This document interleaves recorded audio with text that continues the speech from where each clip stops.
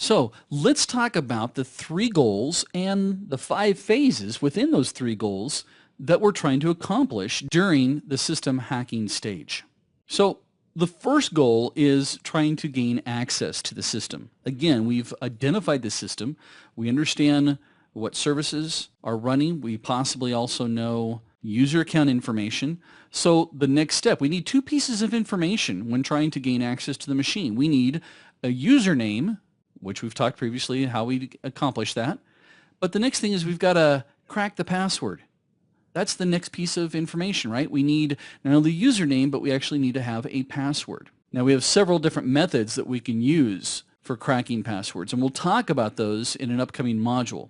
After we crack a password, our next phase is escalating the privileges.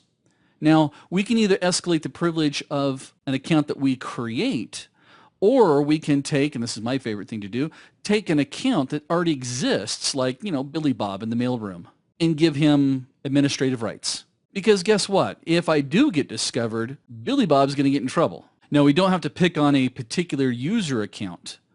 We can actually use service accounts that are already active. Again, we've got a whole module coming up just on doing this process. After we've gained access, we said that the second goal is then to maintaining access. Well, how do you do that, Dale? Well, you just leave your computer on 24/7. No, I'm kidding. What we're going to do is we're actually go through and launch applications or our tools. We have a tool set of the things that we like to work with the most, and I've got my own particular ones that I enjoy. You may come up with your own as well. But I'm going to launch those applications so that I can continue my attack from the inside. Or, again, maybe I've hit the initial target, or maybe if this is my intended target or my final target, I need to launch my application so that I can get back in more easily. Now, the other thing I'm going to want to do, though, is I don't want people to see my tools on the system.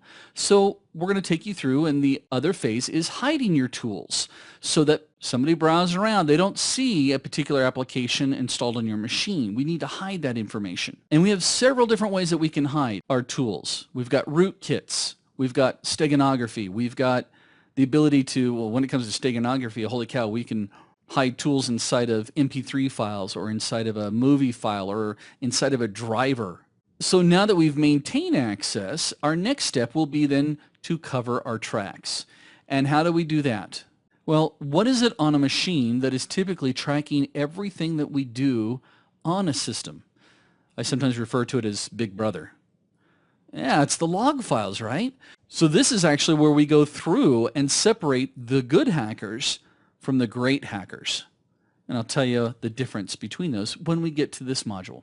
But basically what we're going to do is either delete log files or we're going to modify them.